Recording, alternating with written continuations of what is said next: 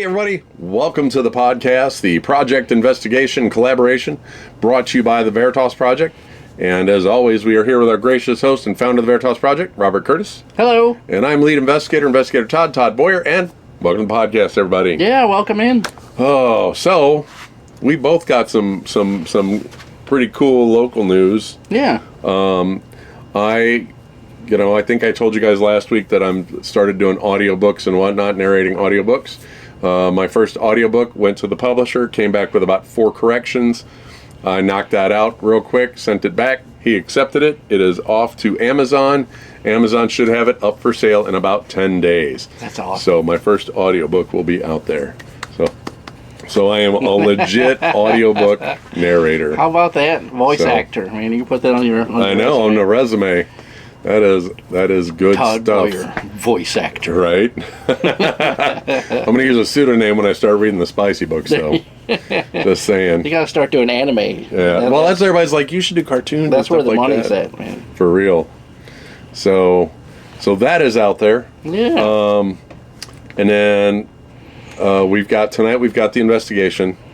Yeah. And you and Angie, unfortunately, have been working on your house, and I totally understand it. We were too tired. And you got your butts kicked for an hour and 40 minutes. So it'll be myself and Robin and Kay tonight at this investigation. And I think they're going to have a couple of 2-3 people, so it should be all right. We should be decent. Yeah. Should be good to go. And then you did my goal today. Yeah. The thing that I've been waiting for most in the freaking world. Bob had happened to him today. Yep. It was awesome. I'd taken a whole load of stuff to be donated in the truck today, and when I got out of the truck, the guy's like, "Man, I know you from somewhere," and I was like, "Well, I don't know where you would know me from, like we're in totally different age groups, Right. And he's like, "No, I know I've seen you before." And he's like, "Especially your voice, man. You sound so familiar. You look so familiar." And as we're unloading the stuff, and he's like, "Oh," he's like, "Are you on the internet?" And I'm like, "Yeah, I have a YouTube channel." He's like, "Oh my God, I watched your YouTube channel," and I was like, "No way!" And he's like, "Yeah, that's where I know you from, man. I watch your stuff."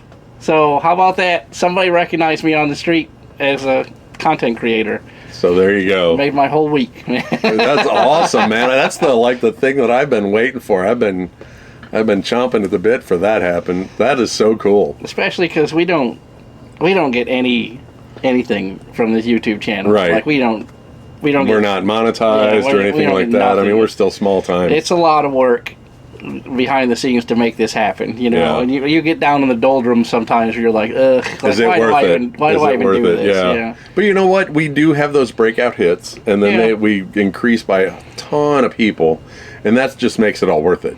You know what I mean? The other 2 guys that were there were like, "You have a YouTube channel?" I'm like, "Yeah, I have like 11,000 followers." They're like, "What?" I was like, "Yeah, like 11,500, something like that right now."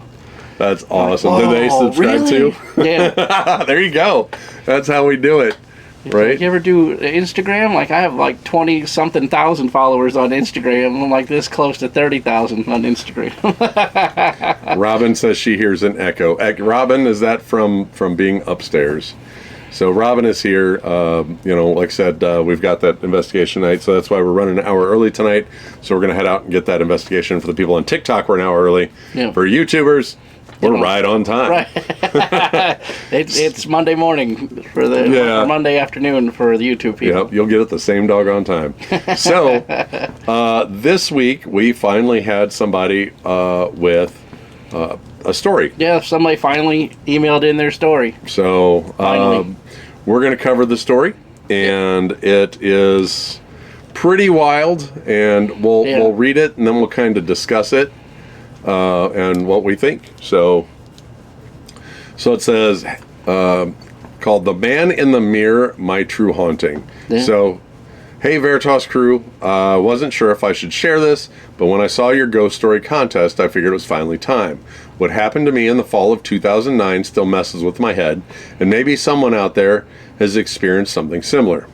I was living alone for the first time, renting this tiny basement apartment in upstate New York.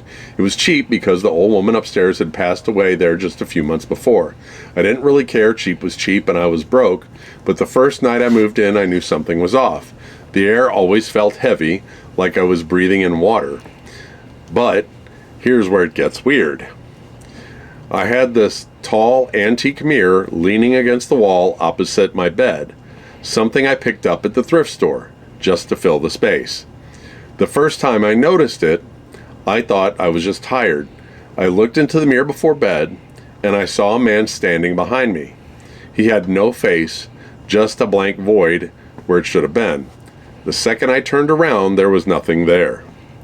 I told myself it was a trick of the light, stress, something logical. But then it started happening every night. 3:12 a.m., this was the time. I'd wake up without fail, and the mirror would be fogged up. Every single night, and written in the fog were words, different ones, leave, or mine, or help, like someone was trying to talk. One night, I covered the mirror with a sheet. The next morning, the sheet was folded neatly at the foot of my bed. I got bold after a week, and I recorded the room overnight with a cheap camera.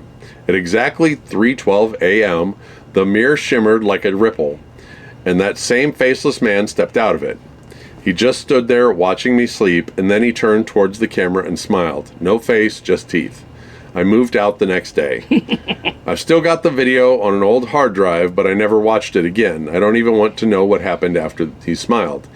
Anyway, that's my story, real or not. It happened, and I haven't had a mirror in my bedroom since. Thanks for letting me share. Matt from Rochester. Well, Matt, that is one hell of a story. That is pretty extravagant. That is way out there. My thing would be like the first encounter he had was like maybe a trick of light. Yeah. You know what I mean? And then it put that into his mind, you know, because it's a new place. He's new, you know, first time out on his own. He has no support system.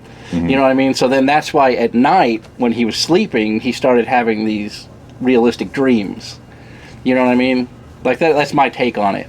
Was that because he had that first encounter with like the shadow, you know, that made him fear, you know, it put that doubt into his mind, and then now every night he's having a recurring dream, you know what I mean, of the thing that's happening. Because like I say, if I saw a mirror cloud up and I bolted out of the house, I would never. I wouldn't have stayed. I'd have bounced. Like if it's that bad, I'd have been like, "Ooh, no way." Yep. And we're professionals. We've seen some crazy crap. I mean, I'd have put that mirror right in the garbage. Yeah, and that's another thing. So that's what I was thinking. A possibility of, you know, the mirror itself could have been used for some kind of ritual and had an attachment. Without a doubt, scrying. So somebody probably, like you said, just right there, somebody might have used the mirror to do scrying, opened that gateway into that mirror, and left it open. Right. And you guys know that we are always talking about you gotta open and close your lines of communication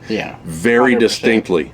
You have to say, like Bob recommended, a bell. Yeah. When this bell rings, the communication is open. When it rings again, the communication is over. Right. You have to set a hard line on your communication. Yeah. So that, I mean, as wild as this story is, at least we're getting something, there's something out of it. Something that's tangible there. I don't want to dump all over this guy's story because he's the only one who's submitted one so far. Right. Right now, this guy's winning the paranormal bag. Just saying, guys, if you guys don't submit, but that's my take on it. That it's either a sleep, you know, a sleep disturbance, like you know what I mean, like a waking kind of sleeping thing, and then maybe the old junk camera recorded something that, you know, is a trick of light. Well, see, that's the thing. Like, why didn't you send us the video then? I want the video. Yeah, right. Send us the. Hey, if you're watching, send us the video. We want to see it.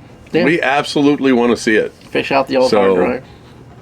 Or if not, send me the hard drive. I have a hard drive connector. Yep. We can hook it up, and you know, if you've got it somewhere, we want to see it. Absolutely. Yeah, that'd be groundbreaking if we if we had that video. Right. So along with that, let's see. We could go into poltergeist, maybe. Yeah. Poltergeist activity. With the words on the mirror and that kind of stuff. Or it could even be the lady that passed away upstairs. That's possible too. And, you know, she's trying to communicate with him like, hey, get out of my house, man. Yeah. I don't want you well, so, see, I still fall back to, since he picked up the mirror at the thrift store and it's saying mine, you know, all that stuff. Leave, mine, help, those kind of things. Yeah. Maybe. Is it the lady upstairs, or is it whatever's attached to the mirror, telling him that's his mirror, or, Right. Well, like I say, it was used in a scrying ritual, and it's still wide open. Right. Whoever got their magic book from Hot Topic or whatever, they don't know right. how to close the communication, so it's still wide open. Yeah. They always say that's one of the things that we had talked about in the past, that when you buy these antiques or when you get something from a thrift store, it doesn't hurt to just go ahead and do a banishing ritual on it. You know, like, hey, this is my thing now. I'm not going to use it in rituals. We can't communicate through here anymore. This is all done. And it literally doesn't take nothing, to do that. Just the will to say it. Like, I'm not communicating with you through this thing. If that's what somebody else used it for. Right. And that's anything at the thrift store, if there's anything attached to this is mine now. Oh, yeah. Like, it does not hurt to do that at all, because you never know where those things have been. No. Even innocuous things that you would buy, like a hand mirror or a radio. Yeah, it could be anything. Could have an attachment. An antique radio. Antique, yeah. I have a collection of antique radios with that wild attachment. Yeah. So, I have to ask, since we're talking wild attachment and whatnot, how has the activity been at the farmhouse? We've had a couple of stints where things were happening a couple nights in a row, but it's never in the same place twice. And we noticed, like a month ago, in the garage, it kept saying "person detected" over and over again at night. And if you could see what the family room looks like right now, there's nothing. Nobody's going in that garage. There's a stack of plywood and books like as tall as me up against the door that goes to the garage. So if something's going on in the garage, it has to be a mouse or a garden slug or something to get underneath the door. Right. Because it's got garbage, not garbage, but like my junk piled against it. So there's no way to get into the garage right now. If you guys don't know, we've been rehabbing the farmhouse, and it's been quite an uphill battle. Right. But that's the future side of our new studio is going to be out there. Yeah. So we were actually just discussing beforehand, these bookshelves back here are going to be replaced with real bookshelves. Yeah. And then the slot, we're going to have a slot in between us. Right. Where Bob has got this really awesome logo that we ought to show him someday. It looks like... Yeah, it looks like that, but it's made of wood. It's like... Right. It's decent size. It's big. We're going to backlight it and inset it into the bookcase. That's going to be awesome. We need green LEDs behind it. Definitely. That would be awesome. So... Because I'm going to do sepia-toned lights on all the shelves, so the books are all lit up with like a brownish sepia tone, and then the logo will be green. Yeah, I'll just run LEDs along the top of all the bookshelves pointing down. That'd be awesome. So, let's see. What about the fogging up at 312? Now, there is a lot of instances where hauntings do happen at the same time every night. And 3 o'clock is the devil's hour. Yeah. So that's always a thing. So that's a possibility of that. So with the mirror being fogged, there's a possibility of it being a strong spirit that could take the... With it being in a basement, definitely... He said definitely that, it felt like he was breathing water. Well, being in a basement, it could be humid as heck. It could be, yeah. That could be a definite thing. And especially because it's in upstate New York. How old is that house? And if it's leaded glass... Yeah. The antique mirror is leaded glass. It'll fog up really quick. Easily. Yeah. So there's a lot of things we have, that could have separate possibilities go on here in this story. Right. So it's a matter of, and I like I said, I would love to see the video from this. Yeah. Words written, that's a little out there. Usually if it's a word written, it's usually because, and you see the word because of the oils. Right. The oils keep the mirror from fogging. Right. The oils in your finger. So that's why you see that. Or wiping away, the water at that point. But if you wipe away the water at that point, then usually you have drips coming down. Right, it trails off. Yeah. Right? But if there's just oils, then you wouldn't have that dripping off effect. So... Yeah. So that's the question. Was there water drops down like somebody wrote on it, or was it just showing up in it like somebody had previously wrote on it and then it fogged. So that's the question. And the sheet. The sheet that ended up folded neatly at the foot of the bed. If it was a fitted sheet, commend that ghost and tell them they did a good job. But the sheet being folded, that would take a pretty powerful entity to be able to do that. Yeah, so, I mean, I would think that if it would take a lot of energy just to push it off the mirror. Yeah. Let alone to fold it neatly. I mean, that's a lot. That's pretty extravagant. Yeah. And a cheap camera recorded the room overnight with a cheap camera at exactly 3:12. The mirror shimmered in 09. In 09. So what are we talking cheap cameras in 09? Cheap camcorder. Oh, that would be absolute garbage. Oh, yeah. Yeah.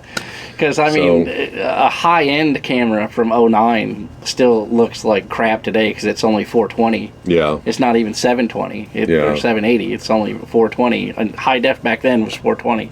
So it'd be like 120. You know, like grainy. It would be cheap garbage from that back then. And if it was a cheap camera in 09, it would be absolute trash. Question is, when did camcorders come out? Obviously, it's been before 09, but yeah. So yeah, we'll have to do some research on what kind of camcorders were available in 09. Yeah. So definitely have to look into that. But is there anything else that flips the buttons and presses the switches? I mean, what about the entity itself? The thing that Faceless man. Yeah, that's what I was saying. I mean, we're leaning into Slenderman territory, it sounds like me that it was a scrying mirror. That he accidentally bought a scrying mirror from the thrift store, right? And it was used a lot, right? So it was a wide open portal for whatever this was, and I would be willing to bet that it's some sort of shadow entity or something from that realm of entities that used it as a conduit, because it was probably already there in the basement, you know what I mean, a dark space. That's a possibility. And then now it had that, it could manifest through it. See, and that's the thing we've talked about too, is like nasty things hide in dark places. Mm-hmm. You know, and then especially if the woman just passed away and the family's been in the house all emotional for the past few months. Right. So now you've got all this emotional energy built up in the house, which Bob and I are firm believers in. Emotional energy draws entities. Yeah. So this thing 100%. Could have come to the house even after the woman passed away. Right. Because of the emotional energy that was currently going on in the house. So, I mean, there's possibilities there. How dark was this thing? I mean, honestly, if it was an evil presence and that bad, I'd have bounced, because you'd have felt it. You'd have felt the nastiness. I'd have bounced right away. Right. Like, Bob and I have been doing this long enough to where we will nope out of a situation. Yeah. Like last year at the Lemp, I noped out of the basement. Yeah. I didn't turn my back. I felt something was right behind me, and I literally backed my way out of the basement. Like, but that basement always feels like that. Yeah. So there's something hanging out down there. Yeah, without a doubt. So... But, yeah, I really don't have much else to say about that, honestly. Yeah, I mean, like I say, my professional opinion of this story is that he accidentally bought a scrying mirror that was used in rituals, and then some sort of shadow entity, not necessarily a shadow man, but a shadow entity, used it to materialize a physical form. Right, so it scried itself into being through the mirror, and then was working its way up to attacking the guy. And then once he finally had enough, once he recorded it, then that's when he left, you know what I mean, the situation. So I'd like to know where that mirror is. Right. You know what I mean? Like, where is that mirror today? Let's close it down and put it in storage. Right. Just like, what's his name does from Ghost Adventures. Right. Have our own, make our own museum. Board it up and a little, like the end of Indiana Jones, you know, we're pushing it off into the warehouse.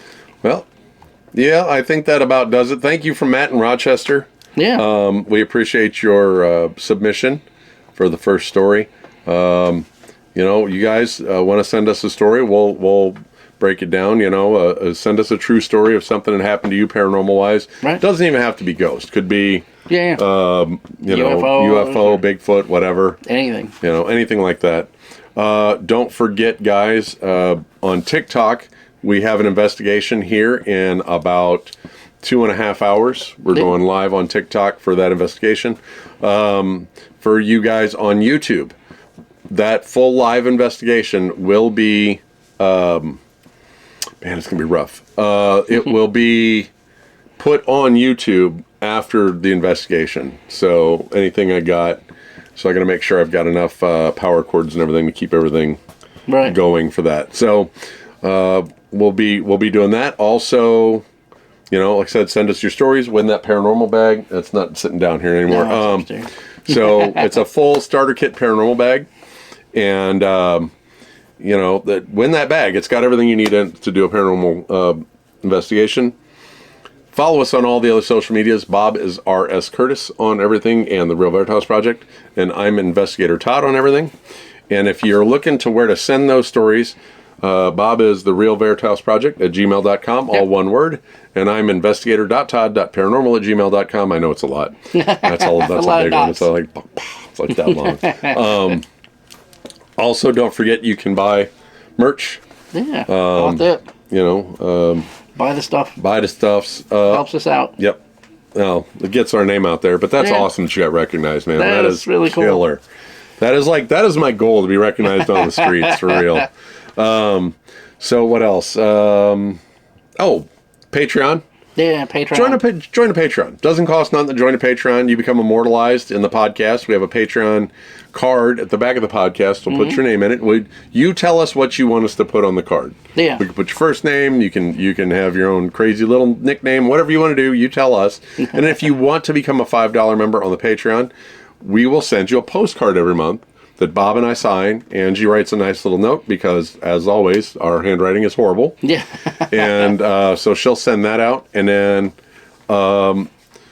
we also have Discord. Don't forget about Discord. Oh, we have more local news. So we spoke with Grip Paranormal this week. You guys have heard me talk about Grip Paranormal in the past. So Grip Paranormal, what they do is they take you to a haunted location. You buy a ticket. They take you out there. They show you around. They give you the equipment and say, go investigate for about 3 hours. And so we are doing a collab with them in 2 weeks. So it's a week and a half, actually. It's not this coming Wednesday, but next Wednesday, we'll be going live on TikTok. We'll do a short little, it'll almost be a short podcast just to talk with them and get their history and all that kind of stuff. So it'll be like a bonus podcast. And then I believe it's the 25th of July or 22nd of July, whatever that Saturday is.